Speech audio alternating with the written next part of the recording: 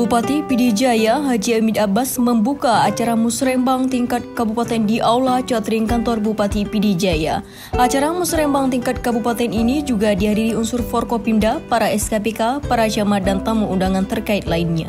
Bupati Pidijaya Haji Hamid Abbas dalam sambutannya meminta satuan perangkat kerja kabupaten di lingkungan pemerintahan Kabupaten Pidijaya agar mencari sumber dana pada kementerian di pusat supaya usulan pembangunan masyarakat yang telah disampaikan dalam musrembang tingkat kecamatan di Pidijaya beberapa waktu lalu yang mencapai 2 triliun dapat tertampung. Sebab menurutnya dalam APBK Pidijaya belanja modal atau anggaran yang tersedia untuk belanja infrastruktur sangat minim.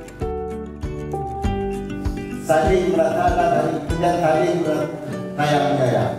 Maka tinggal infrastruktur dan SDM daerah itu kurang belum.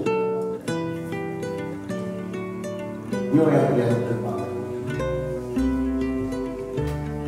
Bismillahirrahmanirrahim. Kegiatan musrembang perencanaan pembangunan Kabupaten Pidijaya tahun 2021 dengan resmi kami nyatakan dibuka.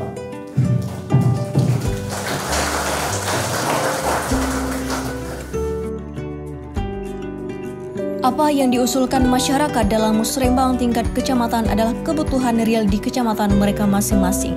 Tegas Ayub Abbas saat membuka musrembang Kabupaten Pidijaya tahun 2021 di Aula Catering Kantor Bupati Pidijaya. Kekurangan anggaran untuk menampung seluruh usulan masyarakat dalam musrembang sebesar 1,6 triliun. Kepala dinas harus mampu menjadi sumber pendanaan di pusat untuk menampung usulan-usulan tersebut, kata Bupati Ayub bin Abbas.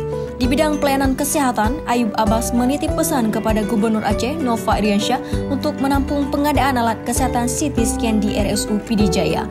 Maka dengan adanya CT scan, pelayanan kesehatan bagi 160.000 masyarakat di Kabupaten Pidijaya ini akan lebih maksimal dan masyarakat yang datang berobat pun tidak ditolak atau dirujuk ke rumah sakit lainnya karena peralatan sudah memadai.